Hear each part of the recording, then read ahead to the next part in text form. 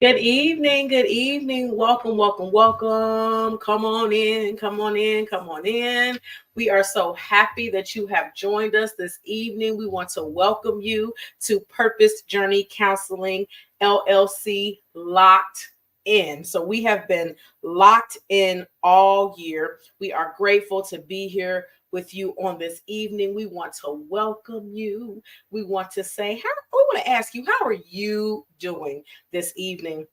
And I always say, when I ask that, I'm being for real. I really want to know how you're doing this evening.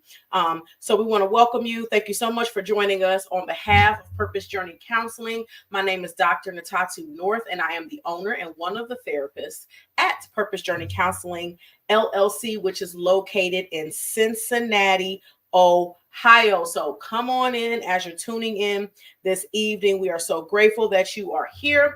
And we are live. It is Sunday. It's Happy Cinco de Mayo. It is Sunday, May 5th, 2024. And we are live. We're live on Facebook and YouTube. And I'm in the process. That's why I keep looking down. I got my phone here. In the process of posting this link so that people can watch. I'm posting it on Instagram. So we do ask you to take just a few moments to like the broadcast. Please follow us on your preferred social media platforms. We greatly appreciate you taking the time to do that. And also, if you have not already, please take a moment and subscribe to our YouTube channel. We would greatly appreciate it. Again, even if I say this all the time, even if you usually don't watch us on YouTube, let's say you typically watch it on Facebook, it's all good. But we do ask you to take just a few moments to subscribe to our YouTube channel. And that will be greatly appreciated. Again, we want to welcome you. I love our monthly podcast because we actually have an opportunity to interact and engage when we're together on the Sunday evenings. The Wednesday morning messages are short and sweet, and so we don't have time to engage. So I love the ability to be able to do that while we're here. So definitely want to invite you to be able to engage in the comment section this evening. And then also let us know you're here. Say what's up. Say hello. Let us know that you're here this evening and you're tuned in with us and that you've joined in. And again, we're just so grateful for you. I think I have officially gotten everything shared. Yes. So now the link for the broadcast is posted on Instagram. So we have had that all taken care of. So we ask that you go ahead and take just a few moments to do that. Again, check in. Let us know that you are here in the comment section. We are so grateful to be here on this evening. We are just elated. We're elated. We're thankful for another opportunity to come together. If this is your first time tuning in, welcome. We hope and pray this is not your last. I'll go into more about what this is. So if you're scrolling, stay tuned. I always say everything happens for a reason. So you're not here. You didn't stumble upon this by accident. So before we go too much further, I want to share this number with you. I share it all the time. If you watch us all the time, you should already know this number, but I want to share this with everyone for you. It could be for you. It could be for someone else. It's the Suicide and Crisis Lifeline. Let's be real, because we're going to be talking about mental health. It's Mental Health Awareness Month. So we're going to be talking about mental health this evening, just in a few moments here, but this is so important to have this number. This number is 24/7. You can call this number. You can text this number. You want to make sure you have this information. So please, if you don't already, store this number in your phone. Make sure you have it. You never know when you may need it. Someone else may need it. Please have this information readily available. So we thank you so much for doing that and just taking a few moments to do that. So as you're still coming on, liking, subscribing, sharing, again, let us know that you're here. As I stated, May is Mental Health Awareness Month. May is Mental Health Awareness Month, and we are definitely going to be advocating for mental health. We already started on our Wellness Wednesday. This past Wednesday, May was May 1st, and we talked about it all starts in the mind. So that's where we started for the month of May. And now we're here for our monthly podcast. So while you're still liking, subscribing, and sharing, just to kind of go in, if this is your first time tuning in, or this is not something that you've ever seen before, what you might be asking, what is Purpose Journey Counseling? It sounds like it has something to do with counseling, but what exactly is it? It is a mental health private practice located in Cincinnati, Ohio, actually in Reading, Ohio, where we offer individual, couples, families counseling for children, adolescents, and adults. There is me, and there's a couple of other therapists. We've got a couple of more that will be joining us soon. We are growing because there's such a need for mental health, which is what we're mental health services, which we'll be talking about. But that's what we are. And we utilize this platform because social media is used for everything. So why not use it for something positive? Why not use it to get this information out there so people can know, you know what, there's actually people out here. So good evening. Good evening, Sister Erica. Thank you so much for tuning in. Hey, sis. Hey, Kia. Thank you for tuning in so much. We appreciate you. It is important, and I appreciate the comments. It's very, very important. It's very, very important. This is near and dear to my heart, and May is Mental Health Awareness Month. So we're going to make sure that we're doing it's due justice. So another statement that I always want to put out there, because I just want to break this up, because I know sometimes we wrestle with this, but it is okay to have Jesus and a therapist too. It's okay to have both. You can go lay on your therapist's couch on Tuesday afternoon during your lunch break. And then after you leave your therapist, pray and thank God for the opportunity to talk to someone who was willing to listen to you. So it is okay to do both. It's definitely okay to do both. And good evening, Mother. Good evening. Thank you for tuning in as always. So put it back up there. It's okay. It's okay. So again, May is Mental Health Awareness Month, and May is near and dear to my heart for this reason. And we definitely always we do mental health every day. This is what we do at Purpose Journey Counseling, but we really wanted to do something different this month because we have our Wellness Wednesdays on Wednesday mornings at 7 a.m. Then we have our monthly podcast. Usually it's the first Sunday of the month. Last month, we actually were just on a couple of weeks ago because we had to change our schedule a bit for April. But I thought it was important to come on here for May. And we wanted to do things a bit different. Similar, but a little bit different this month. So this is episode 20 of Hashtag from a Christian, Hashtag from a Therapist with Dr. Ntatu, episode 20. So we have been here for a while now. So we're thankful for this platform. And this month's podcast is entitled The Human Heart. And it was interesting because I have visions for stuff and what I think it's supposed to be. And then oftentimes, that gets changed because the Holy Spirit says, okay, we probably need to do something a little bit different. Actually, got something different for you this month. So I'm actually going to be coming to you all this evening and talking to you all from a couple of different perspectives. I do just want to start with this scripture because this is hashtag from a Christian, hashtag from a therapist. And I just want to start with this scripture, one of my favorite passages of scripture. It comes out of Philippians, and Philippians is in the New Testament of the Bible. So if you want to go there, it'll be on the screen. But it's Philippians chapter 4, verses 6 through 7. I'm reading it out of the NIV. And it says, do not be anxious about anything, but in every situation, by prayer and petition with thanksgiving, present your requests to God, and the peace of God, which transcends all understanding, will guard your hearts and your minds in Christ Jesus. So again, that is one of my favorite scriptures because it's very, very encouraging. So when we talk about the human heart, like I said, I'm coming to you all from a couple of different perspectives this evening. We're talking about mental health awareness, and we're talking about the importance of mental health and all of the things that go into mental health. And just kind of as getting started, I just want to state this because sometimes we use two words interchangeably, and it's not the same thing necessarily. So we all have mental health, but not everyone has mental illness. So we have our mind, we have our emotions, we have our spirit, and we have our physical, which I always say they are all four connected. We have all four of those different components of our being.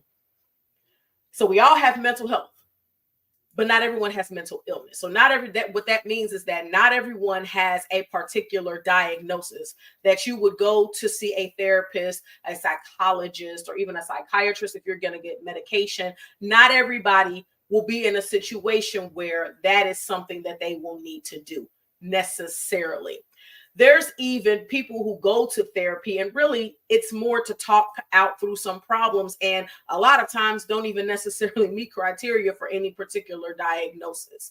And what happens in those situations is usually when insurance is involved, they want a diagnosis. So we have to call it something. But to be clear, I just want to put that out there that we all have mental health. That is a part of our being, but not everyone has mental illness.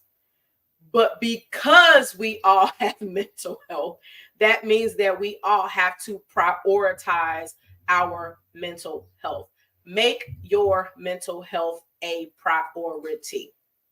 So in this, the first perspective that I want to speak of from this evening and talking about the human heart is from the perspective of the therapist. Because a lot of times, people come to therapy, they're looking for some type of a licensed professional to talk to them, work with them on whatever they're experiencing, whether it's grief and loss, or it's depression, anxiety, PTSD, ADHD, different adjustment disorders, different things like that. People are seeking out therapy for some problem, some issue, some concern. And they want someone who's licensed, someone who's a professional, and someone who knows what they're doing. And when we go to school, honestly, they teach us all these different theories, all these different interventions, all the different ways that you're going to work with your clients. We look at ethical dilemmas, different things of that nature, because it's real, it's serious. The educational components that go behind that, whether you're a licensed social worker or a professional counselor, I'm a marriage and family therapist, the licensure requirements, there's testing, there's all of these different things. And this is not to refute any of that or to say that none of that is important, because it is absolutely important. And I'll say this, any individual who is entrusting a stranger to talk to them about whatever is going on, to work with them, deserves someone who is knowledgeable and skilled. So let me just put that out there. But from the perspective of someone who's been in the seat and the role of a therapist now for about 10 years, and someone who's been in the field for 16, we see things, we hear things, meaning the clinician, the therapist, we experience different things that force us to remember that we are human too. Hearing the different things that, we hear on a daily basis, not just showing empathy, but having to be physically, mentally, emotionally, even spiritually present with individuals, it touches us, it impacts us too. It's something that we have to be very, very cognizant of as licensed clinicians, licensed professionals. So when we're talking about the human heart, we're talking about the perspective from the mental health professional as well, because it's very, very important, not only that we're taking care of ourselves, but just that we recognize and that we're willing to acknowledge that we are human.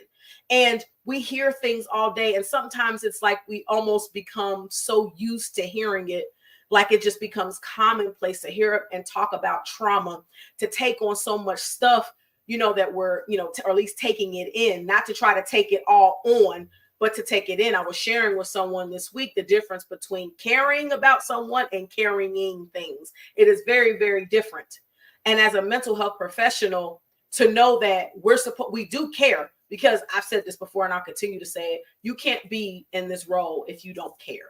If you don't care about people, you really don't care what people are going through, even if you feel like you're having very similar conversations week after week or session after session, if you don't care about what you're talking about or who you're talking to and the things that they are experiencing and the things that they are sharing with you, then you can't even be in this role at all. It will not work. You cannot fake it. You can't fake it because again, the brevity and the nature of the information that is shared and entrusted to us as mental health professionals can be extremely heavy as well.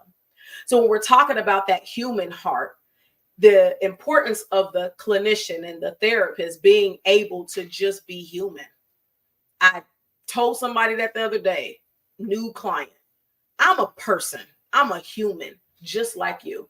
We both have hearts. We both have spirits. We both have minds. We both have our physical persons. We both have our challenges. We both have our experiences. And it's important to ensure that we're mindful of that in this process. So sharing this from the perspective of a human, how it is to even sit in the role as a therapist, to be the person who takes those things in and to be that support person for that individual or that family or that couple who could be on the brink of divorce, who could be on the brink of the family tearing apart, who could be on the brink of suicide.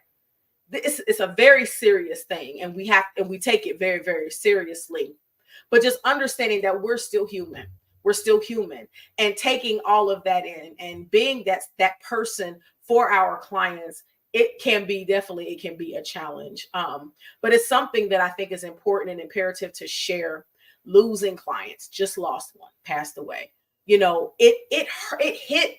I think when I first found out, it just kind of was like, it hit me. I was surprised.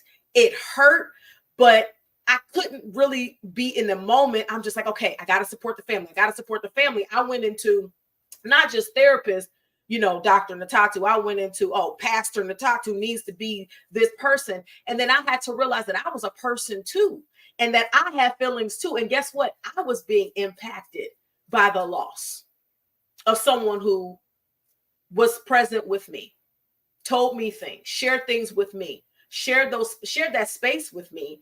And then now they're no longer here. It's not the first client I lost, but the closest one. So when you think about it from that perspective and just looking at the brevity of the situation, as I was stating before, and just the impact that it has, and understanding that even we as licensed clinicians, like, we really do take on a lot of the stuff that comes with the territory, that comes with the profession. I tell people all the time, it is a profession, but to me, it's my passion. I never want people to feel like they can't afford therapy, or my insurance doesn't cover it. What are we going to do? I don't have insurance. What are we going to do? We're going to figure it out. Why? Because the humanity, the human heart of this person, I can't speak for other people, but the human heart, tells me, well, if you need to talk, then let's talk. That's the human side of me, because I have to think about those things when I'm having these conversations with people that are reaching out. So just kind of, again, like I said, I want to come kind of from a different perspective. I think I forgot to say this. If you have questions, you can always put them in the comment section. Because I do want to answer some questions this evening in this surrounding mental health awareness and different things like that. So if you want to put questions in the comment section, that'd be great. And we can dialogue together on this evening. But I wanted to share that because that's the whole reason for this platform, to be honest, is because of the care and the love for people, and to be able to touch people in different places at different times, and to be able to share these different things with people from different backgrounds. And even understanding that I know everybody who may follow us on social media might not even be Christian, and that's okay. That's okay. Because I've said this before, y'all meet Christian Ntatu when you meet me, whether we talk about it or not, you're going to see it because that's who I am. So it's important and it's imperative that we have these types of conversations. And I wanted to first come from that perspective as a therapist and the heart of a therapist and what that looks like, because it is important that we are aware of those things. So going back to the first statement, we all have mental health, but not everyone has mental illness. So we all have mental health, and we need to make mental health a priority. It has to be a priority. It doesn't matter who you are, what you do, where you go, how much money you have, how little money you have, what your past is, what your present is, and what you're hoping for your future to be. We have to make mental health a priority. We just talked about this on Wednesday. It all starts in the mind. If the mind is sick, the body is sick. Emotionally, we become sick. Spiritually, we are sick. It's all connected. It all works together. We are all living, breathing organisms. And if this part ain't working, it's all out of whack. So we have to make it a priority. We've talked about this, but one of the things since the pandemic, in 2020, I know COVID didn't go anywhere, but I mean, it's not, as it was then, but mental health has become a lot more important, at least being pushed, I'll say. But really, mental health was important before that too. The pandemic just shed light on it. The pandemic proved that we needed support, proved that now, because we had to deal with ourselves and we started to see different things about us. And some of us had to really isolate because we were living alone and we couldn't go around people and different things like that. A lot of things came out of the pandemic, but mental health was important before that. Even especially in the African American and the Black community. We've had podcasts before about when we had Black men talk about the stigmas behind that and why it's hard sometimes for them to seek out therapy. But I'm telling you, as a therapist, it has to be our priority. A lot of our thought, I call it our thought life, the thoughts that we have and the things that we're dealing with in our heads and in our minds, when that stuff is off, we're off. You ever had a day where you got so much on your mind, you can't even remember what you're trying to do? When that's why you can't really multitask, because your brain really can't perform two different things at the same time. I'm sure we've all tried it. Oh, I think I can send this email and eat this food and check my text messages at the same time. And I'm struggling because it doesn't work. It doesn't work that way. So when my mind's got too much on it, or I'm stressed out, or I'm overwhelmed, or I've got trauma from my past that I haven't dealt with, and that's a huge one, and we're going to talk about that too, because the trauma from the past will come back out in the present, and it will definitely be there in the future because it's there. And if we don't deal with these things that we need to deal with as people, as individuals, then it's going to affect everyone else around us. And it continues to be an issue. You know how they say like kids grow out of behavior when you have a kid who's disrespectful? Oh, they'll just grow out of it when they get older. No, they won't. They'll grow into the behavior. The behavior will actually become worse because it's being reinforced. And anything that you reinforce is going to become greater. So if we reinforce the trauma that's not treated, we reinforce the family dysfunction that's not dealt with, we reinforce all of the things that, or what you would consider mental illness, or the anxiety and the depression that you've been depressed since you're 17 years old and now you're 52 and you never dealt with the depression that's been with you ever since you were a teenager, it's going to manifest itself in different ways. It might not look the same as it did when you were a teenager, but it's still there. A lot of times it gets worse. It grows. It's like a cancer. Cancer grows. If it's untreated, it's going to grow. It's going to spread.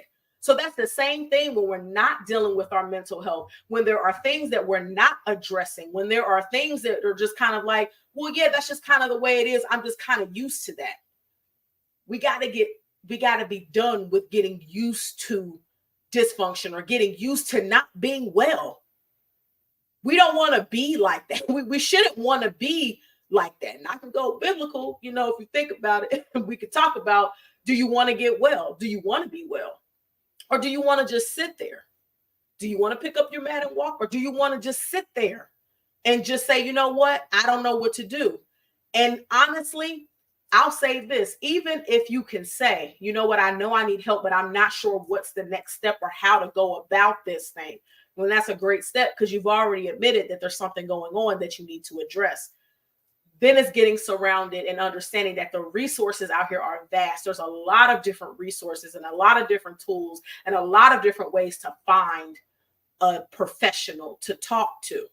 So it's making sure that, again, I'm going to keep putting it up here, and it's actually on the background. You can't see it because my picture is blocking it, but we have to make our mental health a priority. It is our responsibility to do it.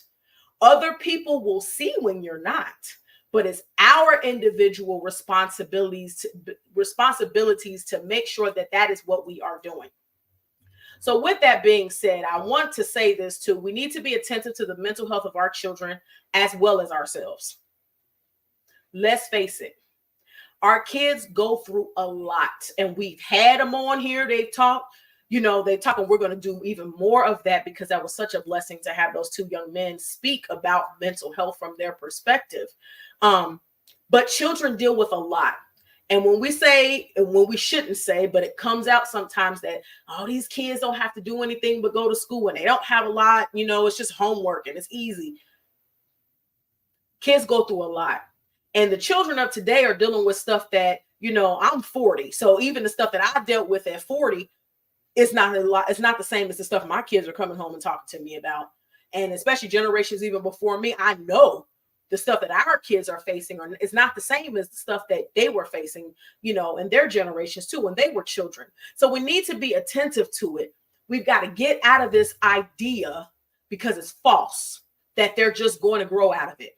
That is not going to happen. Even with ADHD, sometimes as people mature and grow, they learn to live with it, or it's not as prevalent because they learn tools to be able to live with it. It doesn't become debilitating, or no longer is debilitating for them.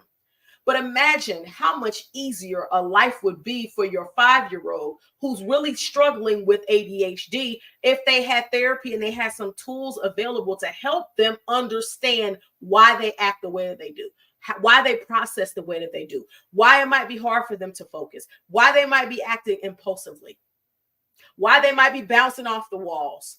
It's important. Imagine if we were to take the time to do these things for our children.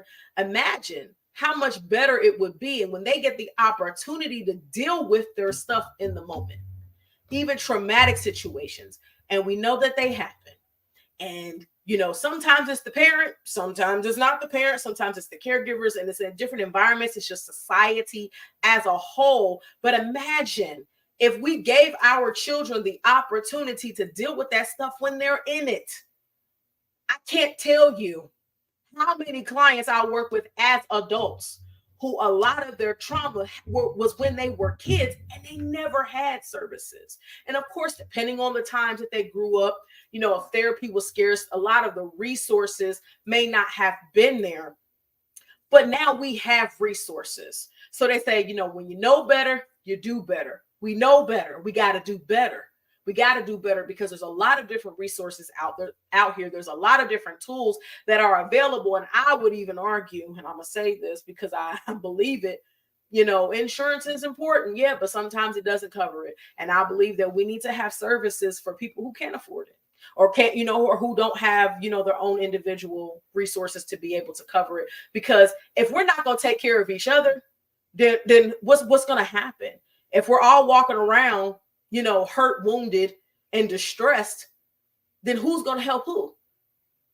If I can't even get access to what I need, how am I going to help anybody else? How am I going to be able to be in that position to be able to do that? I saw this pop up, so I got to give you a shout out. Good evening, husband. Thank you so mumuch for saying good evening. Just wanted to put that out there because I did see your comment. So thank you for joining. But we do need to be attentive to the mental health of our children and the things that we're seeing. It's not about being, hyper vigilant or being worried or overly concerned or making situations things that they're not. But when we know our children and when we start to see little subtle changes, sometimes it can be puberty. And puberty now is happening a lot earlier for kids than it was before. They're hitting puberty a lot earlier now. And sometimes it can be that. But it could be life changes, different situations. There's a lot of things that can cause concerns in our babies, but we need to be aware of it. We know if our babies used to be very, very talkative, and then they're just getting more quiet, more reserved, more isolated, they're experiencing different emotions, and you can tell they're not talking about it. They used to talk, they're not dealing with, we have to be mindful. We have to be attentive. We have to pay attention. A lot of the times, the reason why we're not addressing it is just because we're not paying attention. It's not that we don't care. It's just that sometimes we're just so like, oh, well, something must just be happening, or it might just be this, or it might just be that. But we need to be attentive. We need to be paying attention. And I have to say this as well for parents. If we can model to our children, if we've got different things going on, it's not even necessarily about telling them every single thing.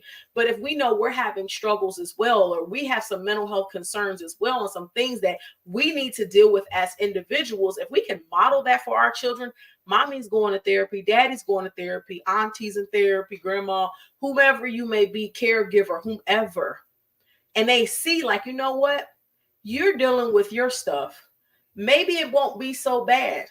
Maybe I can probably do this. I might be a little bit nervous, but actually supporting our children through the process and understanding as a parent, when your child is in therapy, really you're in therapy too.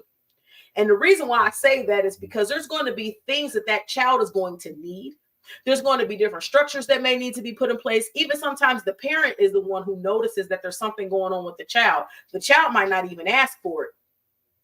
One of the biggest mistakes we can make as a parent is sending our child to therapy and thinking it's the therapist's job to fix our child. It's not. We can't make the problem better. We don't do that. As a team, we work together. I tell my people this all the time. We're working together as a team. It is a collective effort. If I'm teaching the client one thing, or we're processing and we're coming up, I'm gonna use ADHD again, and we're talking about some different tools on how to manage that, and trying to say, okay, even when you're sitting down to organize your room, maybe getting this or having a chart or different things like that. But if you as the parent don't go buy the materials or don't support what the therapist puts in place, then it doesn't work. So that's why I say it's like you're really in it too, because I look at working with a child as working with the family, because that's why I'm a marriage and family therapist. You cannot just work with the child without working with the family. I tried to do it before in situations where sometimes working with the family was not really an option. It doesn't work. It doesn't work very well because they need that support in that process, in that endeavor. So it's definitely important that we're looking at it from that perspective. And then again, in talking about the heart and looking at it from the perspective, and that's why I started off talking about, the therapist's heart as well, because we're still people, we're still individuals, we still have our issues and different things that we go through. We're always encouraged as a therapist to have a therapist as well, because it's a lot. It's a lot to do, especially when you do it full time. It can definitely be a lot. But in looking at the heart and looking at the mind and how they're connected, and they're really the same, because they basically don't say play on each other, but what's in your heart comes out, but what's in your mind comes out too. So, when you're thinking about the connection between the two, they both need to be protected. Okay, well, how do you do that? Well, there's a lot that goes into protecting the heart and protecting the mind. But one of the things that is definitely important is understanding and remembering that it is important to take care of you. So that's whether it's when you're thinking of the heart, a lot of times I think of connections. Who are you connected to? What's your support system like? Are you in a relationship, and not just with a significant other, but a relationship that's not good for you? Or your mind? What does your thought life look like? What are typically your thoughts? That's why journaling can be so helpful. I know a lot of people don't like to write, but journaling can be helpful sometimes, just because whether you have a prompt or not, if you just sit with a pen and paper, because I think writing the journal, I know it's technology, you can type it all out, but something about pen to paper for me, I guess I'm old school in that regard. But writing it out, that you sit with a pen and a piece of paper and you just start writing all this stuff that you didn't even realize you were thinking about. It a lot of times brings what's in your subconscious into your conscious mind, and now you're writing it on a piece of paper, and it gives you the ability to express it. And then then you might say, okay, now what I'm going to do with this. But it's great when you have a therapist to help you unpack that, because you can say, you know what, I wrote all this stuff the past 2 weeks, but since I've seen you, and now I don't understand what this means, or now this is starting to remind me of that. And then you bring it into your therapist, and now you all start putting the pieces to the puzzle together. So making sure that you're doing things, surrounding yourself with people, but being cognizant of the fact that they need to be protected. They need to be protected. It's definitely something that cannot be ignored. Um, Voice recording is a great option too if you don't like to write. I agree with that. I definitely agree. And I think another thing, as you bring that up about voice recording, is I think it's interesting because I'm a processor. I think I analyze everything, probably sometimes too much. But when I think about it, it's like even listening to, if you were to go back and play back that voice recording, what did you sound like when you were getting that out?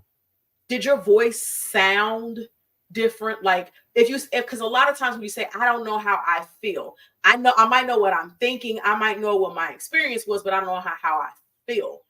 But sometimes, you can hear, like I can tell when I'm anxious because my voice kind of like I know it. Maybe other people don't notice it, but I definitely notice what I sound like. I sound different when I'm nervous versus when I'm not, if I'm speaking. So yeah, with that, thanks for that, sis, because I think that's another good alternative. Even the note section on the phone, I'm an advocate for that as well. Whatever works for you. A lot of times I use my note section in my phone for thoughts that then might go into something else. There might be, I know last month we shared on the podcast about having like different notebooks for different things, like a prayer journal, then having a notebook for this business or for that or whatever. And you kind of separate the different things. I find myself then taking those notes from my phone to putting them in the notebooks.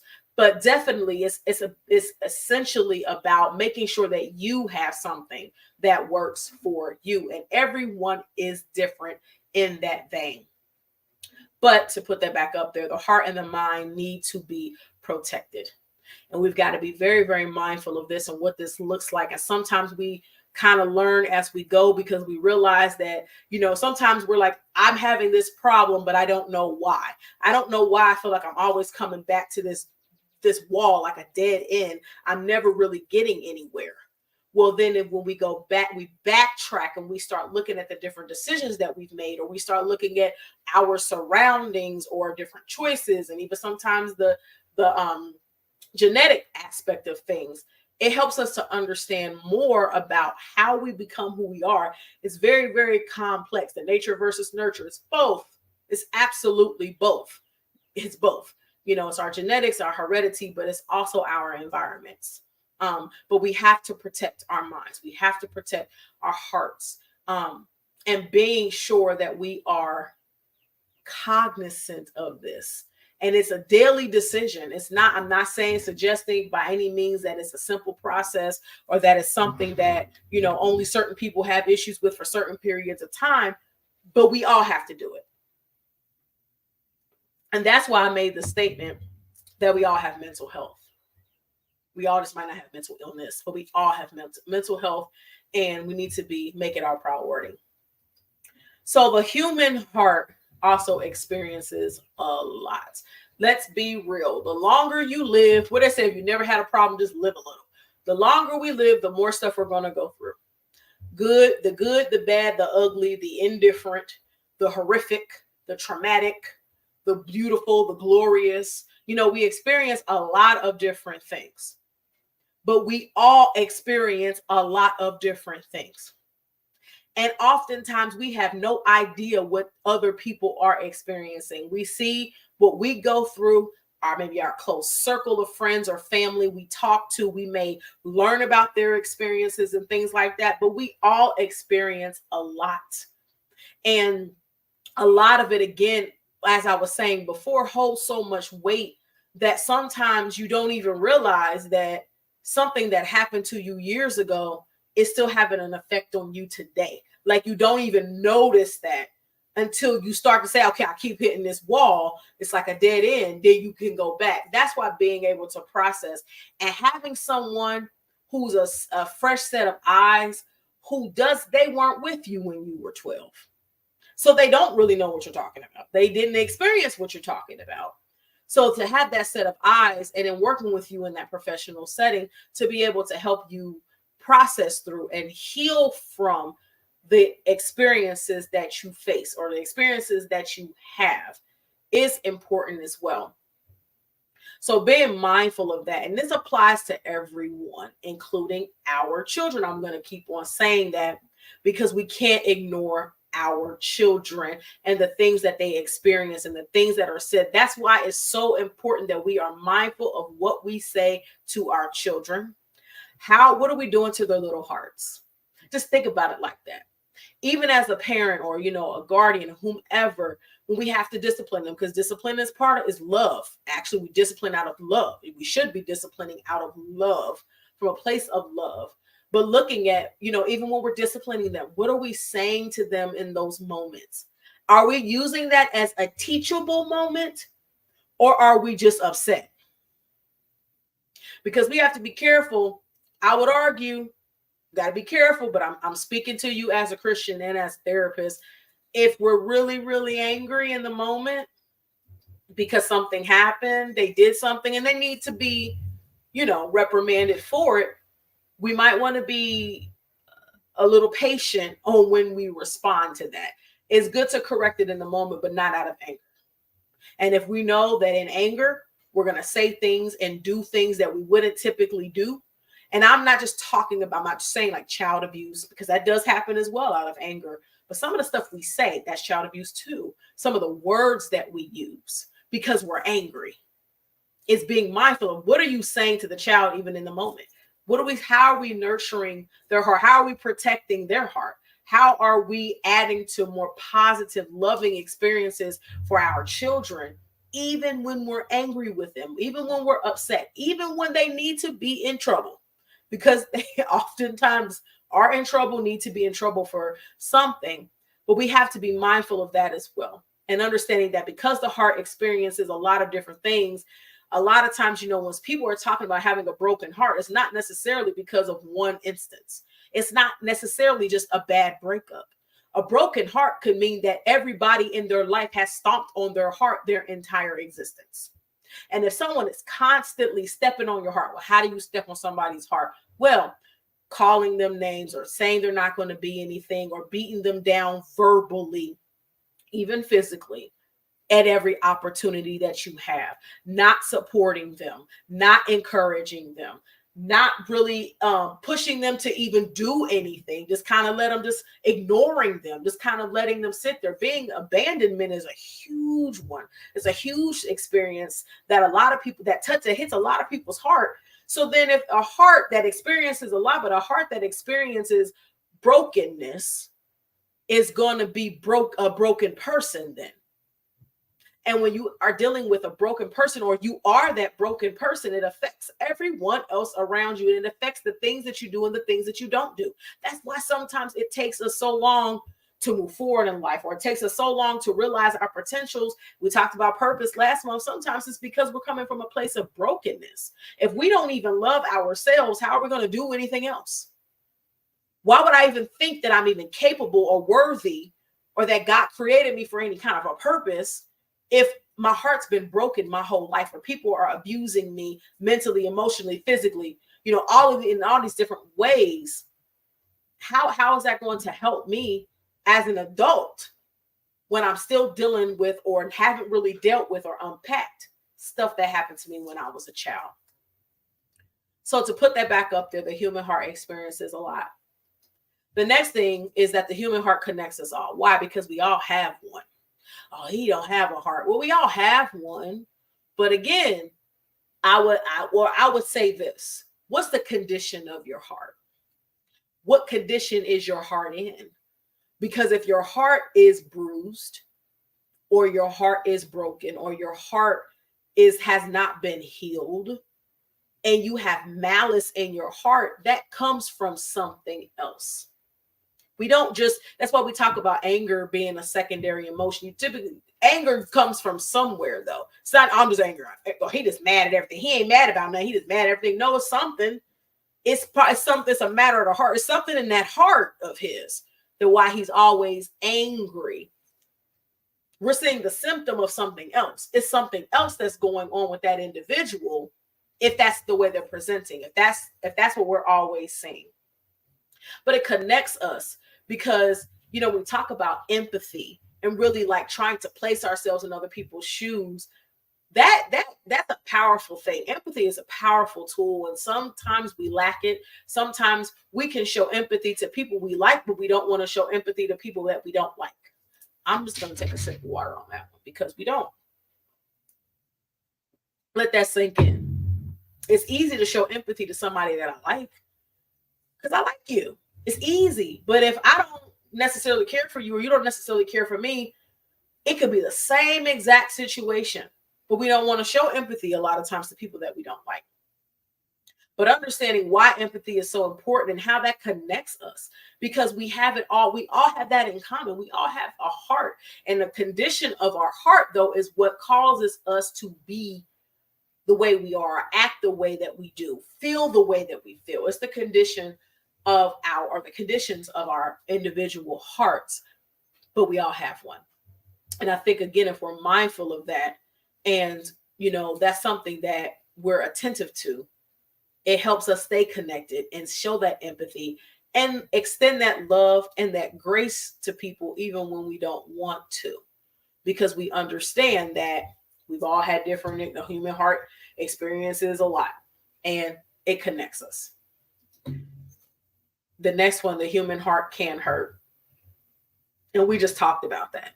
There's so many ways that our hearts hurt or can be hurt and can be harmed. Sometimes we make the decisions ourselves. Sometimes it's not someone else that's doing it. Sometimes it's us. Sometimes we're like almost like abusing ourselves. We're not giving ourselves the opportunity to do well or to have these experiences that could be better for us.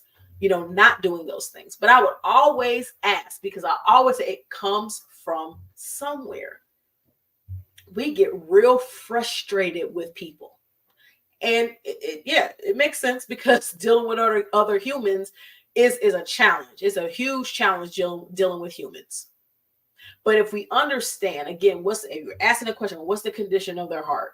A lot of times we're not thinking about that. No, when someone's rude or we're driving and someone flicks us off, we're not thinking about, oh, well, they might just be having a bad day, or they might be showing this side of them because somebody may have done this to them when they were a kid. You're not always thinking about that.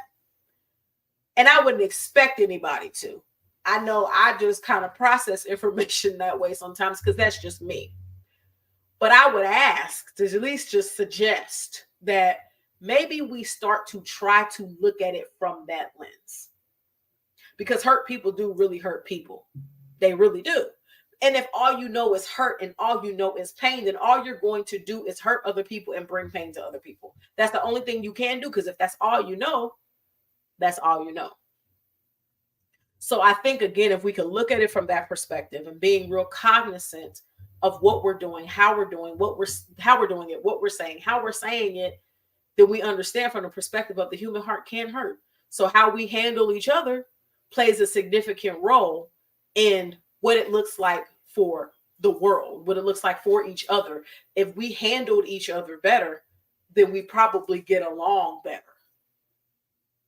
So that's important too. So with all of that, normalizing taking care of our mental health, this has to become something that is normal. Like, it's normal to go to therapy. I know back maybe when I first started being a therapist, those first few years or so, a lot of times people didn't want anybody to know they were in therapy. Obviously, as therapy is confidential. HIPAA. I say it all the time. HIPAA. PHI. Yes, it's confidential. Nobody ever has to know that you're in therapy. If you come on your own, no one has to know that unless you choose to tell them. But now therapy is becoming so normalized that I know people, I'm talking to my therapist. Like, sometimes people be sitting in a session. Somebody will call some family member. Oh, let me just tell them I'm in therapy. Hey, I'm in therapy. I'll call you back. Adult client, I'm in therapy. I'll call you back. The best friend call. Oh, I'm talking to my therapist. I'll call you back. Like, it's become so normalized that a lot of times people just say, yeah, they don't even have a problem. They're not even uncomfortable speaking about it anymore. And I'm not suggesting that it has to be that way, but I think it would be grand. It would be grand if it was so normal that we could talk about it. And it's not that you have to say, this is why I'm in therapy, and this is what I'm talking about with my therapist. You don't have to share that kind of information, but it would be grand if we could really sit. I love when people admit it and acknowledge in a public setting that they have a therapist. I love it because it proves the power of therapy, and it proves how important therapy is, and it proves that it's okay to be in therapy. Like, it's okay, especially when it's somebody that's highly respected, someone that you're like, wow, I would have never thought anything was ever wrong. You don't even have to go to therapy because something's wrong. Like I said earlier, sometimes people just go to therapy just to talk through different things, through different challenges, to make sure that they are protecting their mind. A lot of times that's why people go. It's not even necessarily something traumatic or they're depressed. It's not even necessarily that, but it's just that they want to make sure that their mind is healthy. It's like you go get a physical. We need to get physicals. We need to get them. You go to a physical, not necessarily because something is wrong. You go get a physical because you want to get your blood work done. You want to make sure that you're healthy. You want to do all these different things that you need to do to take care of your physical body. Some people go to therapy for that. It's like a physical. They just go more than once a year. So we need to normalize it. It needs to become normal. It needs to become a priority. I'm going to put it back up there again. Make your mental health a priority. I'm just going to keep saying it. Like I said, we talk mental health 365 days a year. But in May, we're definitely going to push it even more because we're trying to bring that awareness to mental health and understanding the importance of taking care of yourself and your mental health. So we talked about how we all have mental health, but not everyone has mental illness. And a lot of times there's stigmas behind mental illness. And sometimes some people have no problem going to therapy. They have no problem talking to a therapist. But once they get diagnosed with something, it makes them feel away. But I want to state this: mental illness does not make you weak. It does not make you weak. It does not make you incompetent. It does not mean that you're not worth anything. It does not mean that you're insignificant. It just means that you have a mental illness. Just like if someone had a physical illness, it's the same thing. The importance is that you get it treated, that you're making your mental health a priority to the point that you're like, you know what? This diagnosis is not going to control me. I'm not going to allow even the PTSD or the bipolar disorder, whatever it is. I'm not going to allow this to control my life. Yes, you have the power to say it and do it, but you got to actively be working on it. That's the part that sometimes we're missing. We know we got the diagnosis, but then we're not doing anything about it.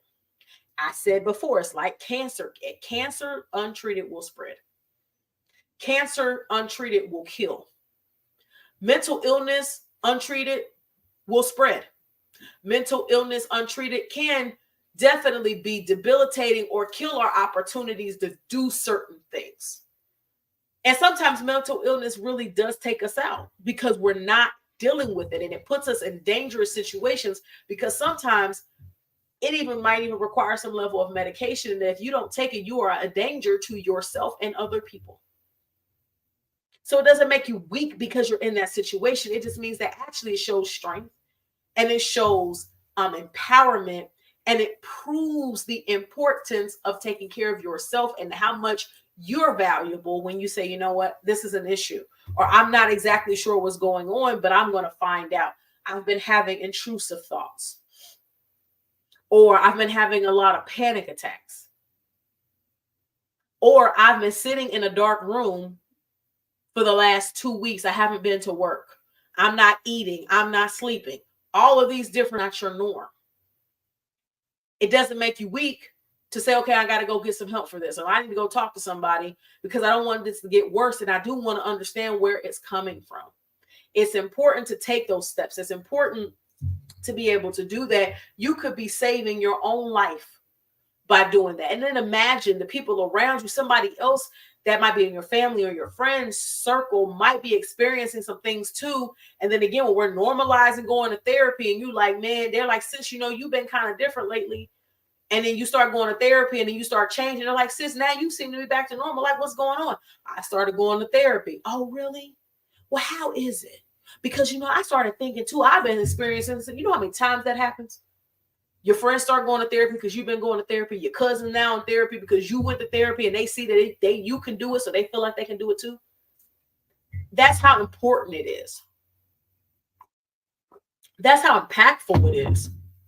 Because we're modeling that, whether it's our children, family, or friends, it encourages other people to make sure that they're doing it as well. Now, therapy is not easy.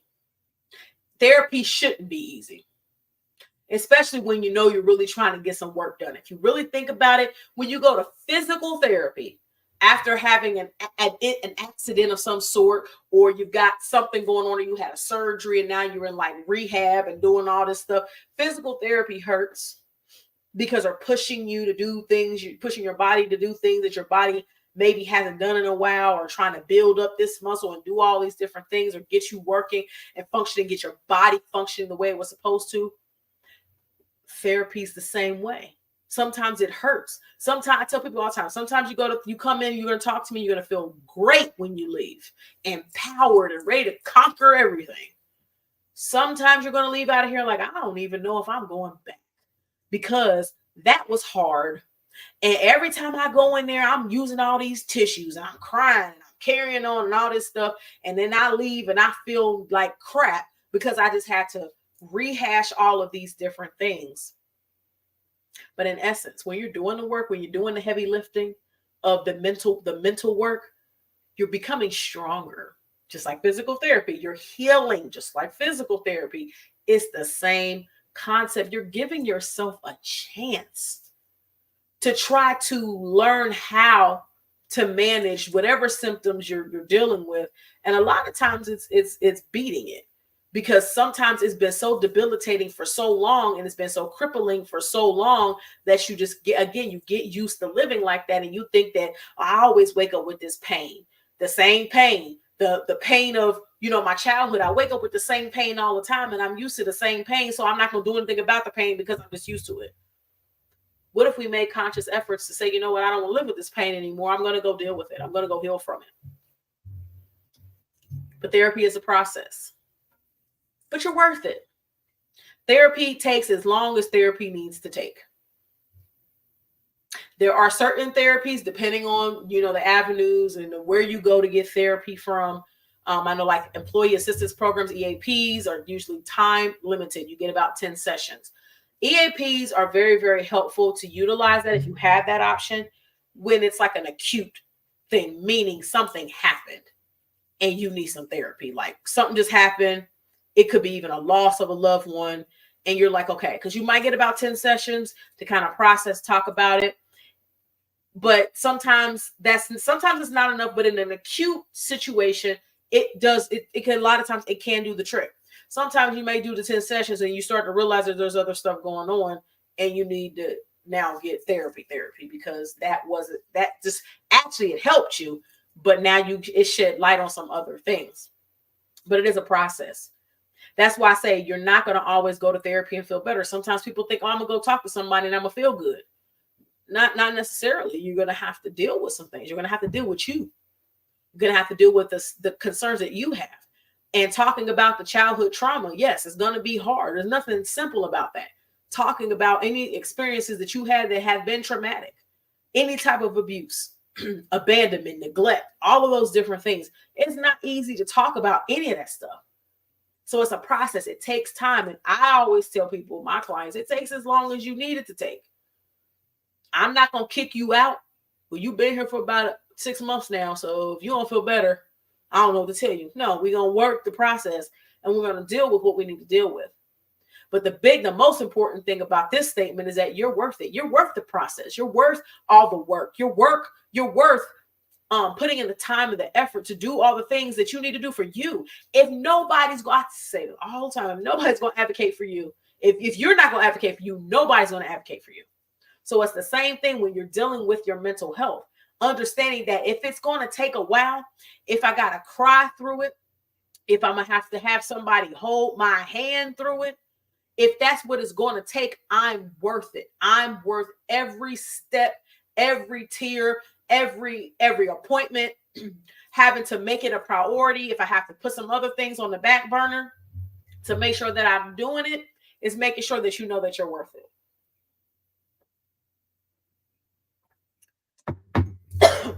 Excuse me. So I just want to say that you're worth it.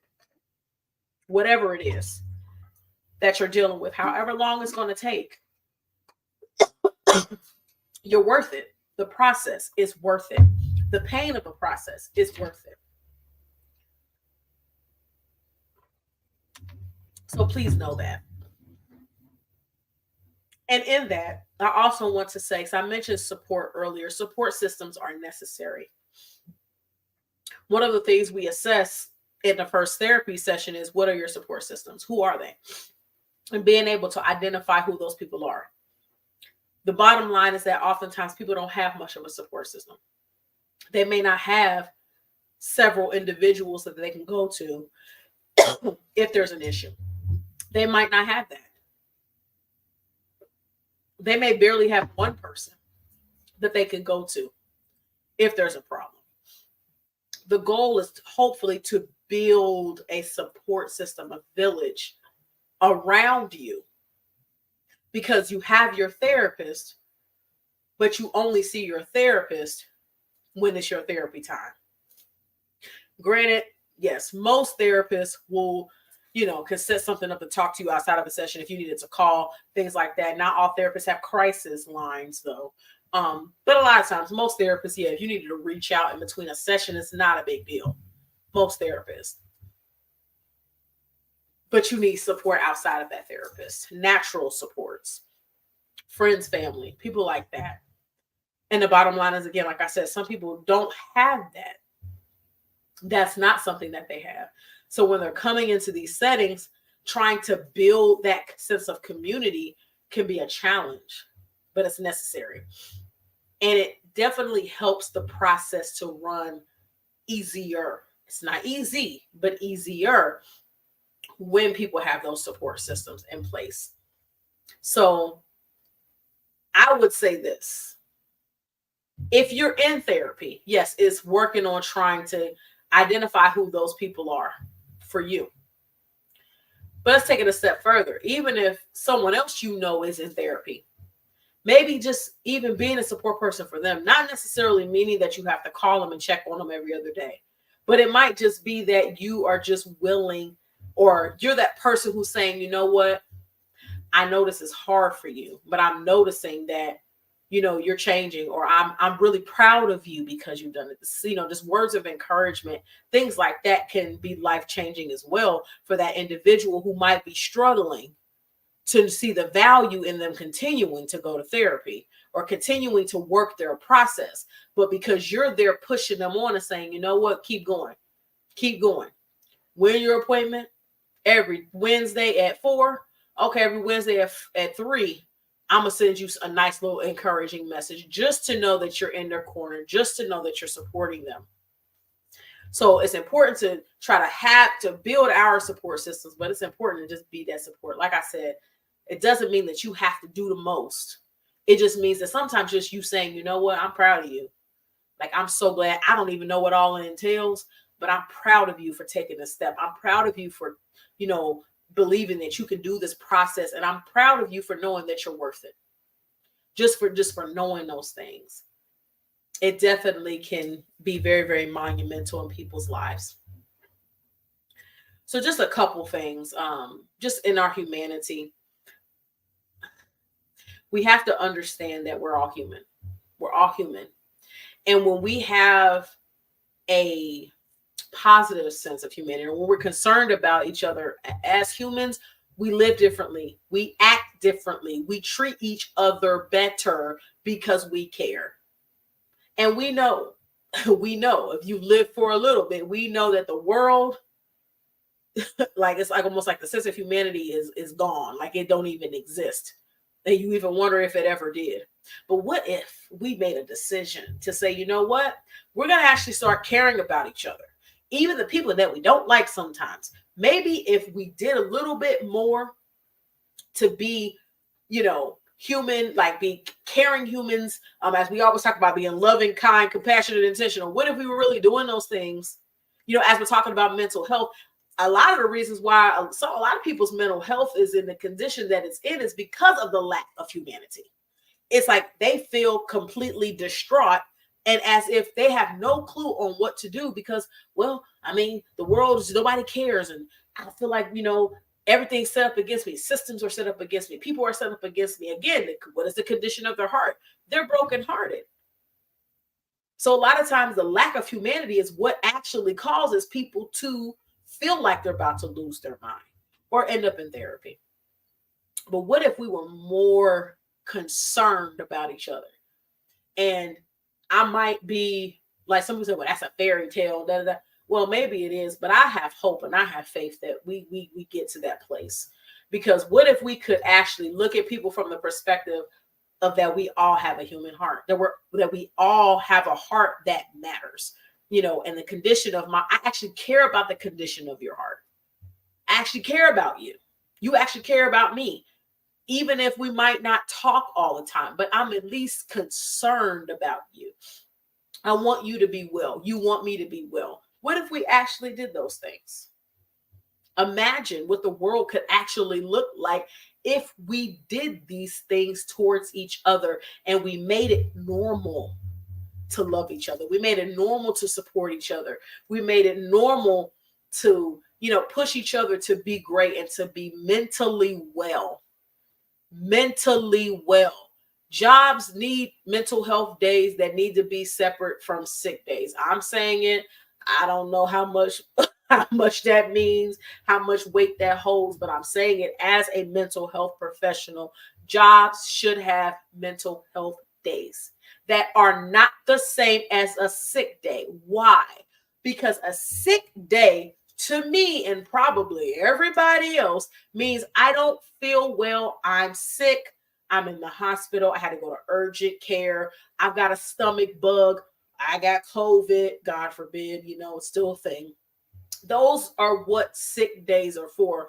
But a mental health day is different. Mental health might not necessarily mean that you're in a mental health crisis. It might not mean that I got to get on the phone with the Suicide and Crisis Lifeline. It might not mean that. Mental health might mean, you know what?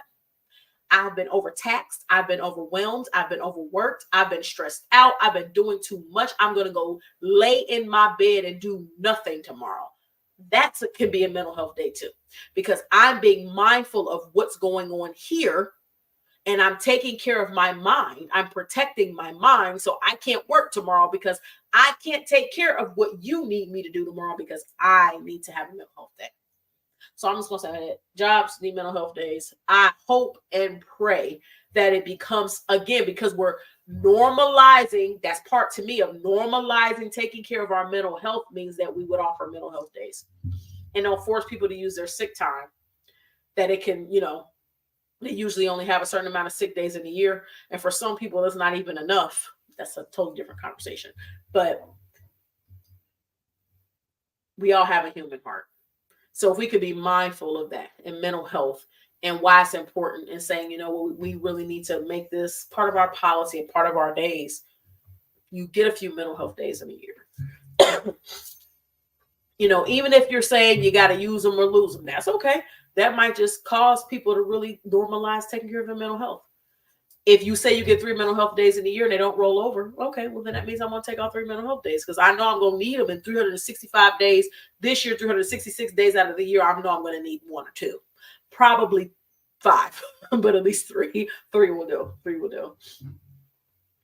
So we've talked about a lot. We've talked about the human heart. We've talked about the mind, but just kind of in wrapping up this evening, again, I just want to say this again. Make your mental health a priority. If you don't take care of your mental health will not take care of you, or it'll take care of you in the sense that it's going to make you tap out. You're going to deal with a lot more stuff than you would be dealing with if you don't make it a priority. It can be painful. It can be hard. It can be extremely tough. Finding someone who you can work with, different things like that. You need to have a therapist that's a good fit for you. All of these things are important, but if it's not a priority to you, I'll do it next year. Just imagine the loads of stuff that you're not dealing with now and the loads of more stuff that's still going to happen this year that you don't even know about. By the time you get to the December 31st, 2024, do you know what the condition of your heart is going to be? Do you know what the condition of your mind is going to be? Don't wait. Don't wait for things to get worse or uncontrollable before you make a decision to actually be proactive in dealing with your mental health and handling the situations and the things that you're already aware that you're experiencing. You might not know exactly what it is. You might not know exactly where it's coming from. But again, a lot of times we at least see the symptoms. We know what the symptoms are. We're noticing that we're more irritable or we're more angry or we're unpleasant to be around. We know those things. We may not absolutely know where it exactly came from, but we at least know that it's there. We've got to make it a priority. And all month, we will continue to talk about mental health. We will continue on our Wellness Wednesdays. We'll continue to talk about different aspects of mental health. But this evening, we really wanted to spend some time really talking about the importance of the human heart, what that even looks like. Like we start off talking about from the perspective of a therapist, but also from the perspective of people. So I just admonish you all and really, really encourage you all this evening. We thank you for tuning in, but just encouraging you all, make your mental health a priority, knowing it's a process. You need support systems. We have to understand humanity. We got to understand that the heart goes through a lot of things, that we got to protect the heart. We got to protect the mind. The heart can hurt, but it connects us at the same time. But if we normalize taking care of these things, it's not as hard. It will be a lot more simple. It makes the process a lot less heavier if we're making sure that we are protecting and caring for the human heart and we're guarding it, as our scripture was talking about this evening. So again, we thank you so much for tuning in. Time always flies. And I'm like, wow, it's getting late. So time flies, but we're grateful. I want you to go ahead and mark your calendars now for our next episode of Hashtag from a Christian, Hashtag from a Therapist with Dr. Ntatu, episode 21.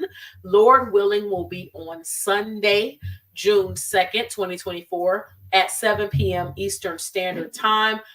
I'm just going to tell you right now, it's going to be a treat. It's going to be phenomenal because we're going to be talking about something very, very important.